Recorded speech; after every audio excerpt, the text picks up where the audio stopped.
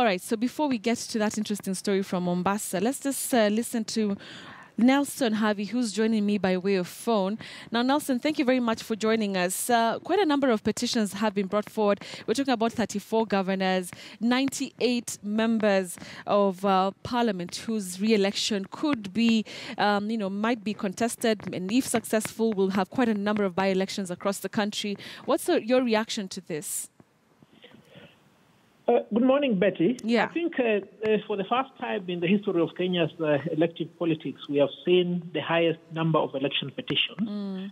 What could have motivated the filing of many of these election petitions is the determination by the Supreme Court in respect of the presidential election. And I think it is now an issue that is quite clear and widely accepted amongst the politicians and the legal fraternity, as well as the voting electorate, that IEBC appears to have botched the entire presidential election. If that be the case, therefore, the failures in the transmission of the presidential election, which to a large extent is attributed to that constant 11% margin between President Uhuru Kenyatta and Right Honorable Raila Odinga, is likely to interface in many of these elective offices. For instance, especially the gubernatorial elections, there are key counties where this complaint is reported to have been repeated. We start with Nairobi, we go to Meru, we go to Machakos, we go to Garissa, and we go to Lamu. So there is a possibility, bearing in mind in particular the fact that a gubernatorial election is slightly lower than the president on account of the constituency, that most of these are likely to be invalidated by the court. Then look at the big number in the National Assembly, 98 election petitions. By any standard, these are many. Where are they concentrated? They are concentrated in those areas where Jubilee claims to have had inroads into its opponent's territory. Most of these will come from Kisii, they have come from Kajiado, they have come from Western Kenya, they have come from Narok. Ideally, the so-called tyranny of numbers is one that faces the biggest threat of its time ever on account of these election petitions.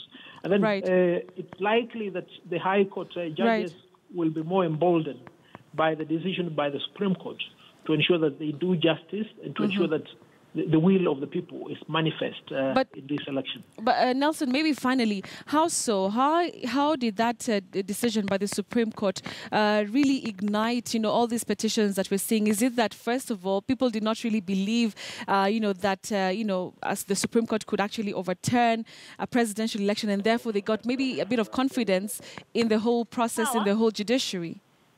Exactly. The history of election petition litigation in Kenya has been punctuated by technical objections, where that most of the petitions are thrown out on technicalities.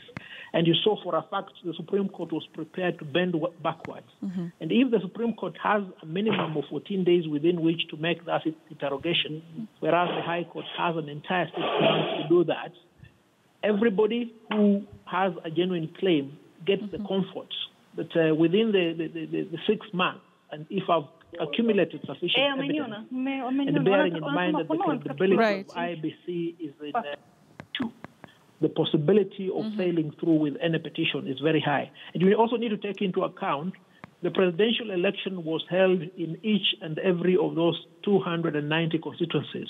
So that if there was anything wrong with the presidential election, there is a possibility something drastically wrong in all the 290 constituencies, insofar as it relates to the member of National Assembly, the Senate, and the gubernatorial election. All right. Thank you very much, Nelson Harvey, there speaking to us. He is a lawyer, just putting into perspective all these petitions that we're seeing. We're talking about 34 governors whose election, whose elections really are being contested, and 98 members of the National Assembly, among others. All right. So we want